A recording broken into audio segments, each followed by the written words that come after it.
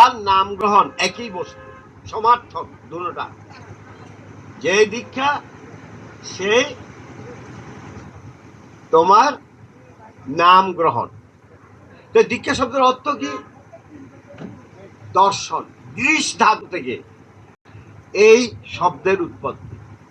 দর্শন কি? দর্শন, হ্যাঁ, দর্শন হলে তো দর্শন এখানে আসার দরকার কি? আমার তো চোখ আছে, আমি তো সব দেখতেছি পৃথিবীময়, আবার এখানে কি দর্শন হবে?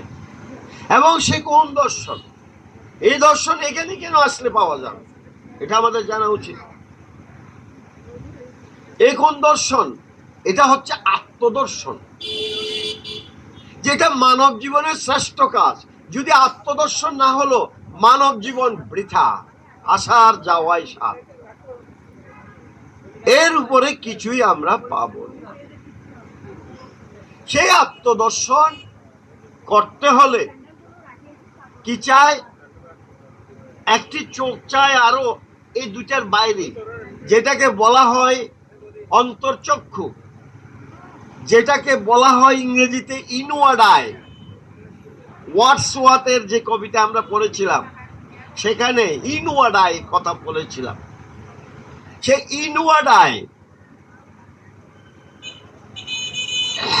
প্রকৃতি কিভাবে আমাকে ডাবল প্রেজার দেয় আমরা সেই কবিতাতে পড়েছিলাম, ড্যাফোডিলস। হ্যাঁ, এই ইনার, সেখানে আমাদের এক প্রত্যেকের মধ্যে একটা চোখ আছে, যেটাকে বলা হয় অন্তর্চক্ষু, মানস চক্ষু, আত্মচক্ষু, আত্মাকে দর্শনের চক্ষু আমাদের প্রত্যেকের ভিতরে আছে। কিন্তু সেটা সুপ্ত থাকে, সেটা ঘুমন্ত থাকে। এটাকে জাগাতে হয়। এটাকে জাগাতে হলে সদ্গুরুর কাছে আসতে হয়। এটা সদ্গুরুর কৃপাভিন্ন জাগে না, আসলে হবে না। শুধু সদ্গুরুর নির্দেশ মেনে এটাকে জাগাতে হবে। আমি নির্দেশ না মানলে কোনো লাভই হইল না। 50 বার দীক্ষা নিয়েও সদ্গুরুর দীক্ষা যে নির্দেশগুলি দেওয়া হবে সেগুলি যদি আমি না মানলাম, তাহলে কিন্তু আমার আসার যাওয়া শুধু সার হবে। হ্যাঁ, তাই বাবারা মায়েরা, তাহলে দর্শন করতে হলে চাই একটা আত্মচক্ষু, যেটা আমরা মা দুর্গার এখানে দেখেছি, কালী মায়ের দেখেছি, আন্তঃচক্ষুটা আমরা দেখেছি, ত্রিনয়নী, সেই চক্ষুটা আমাদের মধ্যে আছে। এখন এটা ঘুমন্ত, এটাকে জাগাতে হয় কোন সদ্গুরুর কাছে এসে। অন্য কোন গুরু এটা জাগাতে পারে না। অন্যরা শুধু কি হয়, শুধু অর্থ নিয়ে যায় মানুষ থেকে। এটা ভগবান দেবাদিদেব মহাদেব পার্বতী মাকে বলেছেন গুরু গীতায়। হ্যাঁ, গুরুব বহব সন্তি, তিনি কি বলছেন সেখানে?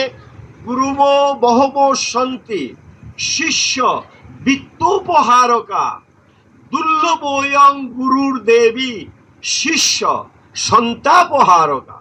কি বলছেন? দেখো পার্বতী, পৃথিবীতে অনেক গুরু আছে, অনেক গুরু আছে, হাঁটার সময় গায়ে লাগে। কিন্তু ওই সমস্ত গুরু তোমার শিষ্যের কোনো দুঃখ সন্তাপ হরণ করতে পারে না। তারা কি? তারা হচ্ছে শিষ্য বিত্তোপহারকা, তারা শিষ্যের সম্পদ হরণ করে। দুর্লভয়ং গুরুর দেবী, ওই গুরু দুর্লভ।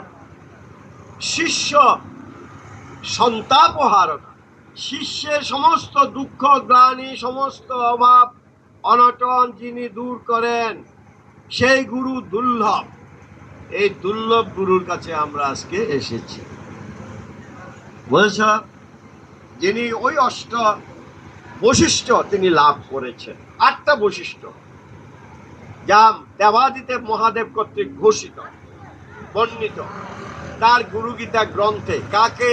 পার্বতী মাকে।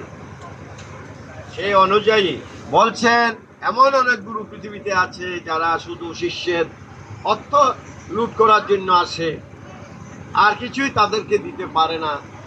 তাই এমন গুরুর কাছে তোমাকে যেতে হবে। দুর্লভয়ং গুরুর দেবী, হে দেবী সেই গুরু দুর্লভ। শিষ্য সন্তাপহারক, শিষ্যের দুঃখ মোচন। আমরা সেইখানে এসেছি, একমাত্র সদ্গুরুই আমাদের সেই আত্মচক্ষু প্রস্ফুটিত করাতে পারেন। যদিও ওই গুরু দীক্ষা গ্রহণ করি এবং আমি মানি, আমি পালন করি, তখনই আমি 10 বার 20 বার লিখে নিছি, কিন্তু পালন করি না। ঘরে গেলে মুখ আর ভুলে যায়। হাজার কাজের পার্থিব কাজে আমি জীবনকে বিলিয়ে দিই, তাহলে কোনো লাভ হলো না। এখানে শুনলাম, ওখানে বেরিয়ে গেল। It is fruitless. এ কোনো তোমাকে it will give you no result, কোনো ফল দেবে না। বাবারা মায়েরা, সেই প্রস্ফুটিত আত্মার কাছে এসেছে। গুরুকে কাকে গুরু বলা হয়? গুরু কাকে বলা হয়? শাস্ত্রে বলছে, অজ্ঞানান্তিমিরান্ধস্য জ্ঞানাঞ্জন শলাকয়া চক্ষুরুন্মিলিতং যেন তস্मै শ্রী গুরবে নমঃ। কোন গুরু? সেই গুরু, সেই সদ্গুরু, যিনি আমাকে অজ্ঞান রূপ অন্ধকার থেকে, অন্ধকার তিমিরান্ধস্য জ্ঞানাঞ্জন শলাকয়া দিয়ে, জ্ঞানাঞ্জন শলাকা দিয়ে আমার সেই জ্ঞান চক্ষু উন্মিলন করতে যিনি পারেন, আমি সেই গুরুকে নমস্কার করছি। চক্ষুর উন্মিলিত যেন, সেই চক্ষুকে যিনি উন্মিলন করতে। তাই গুরু শব্দের অর্থ কি?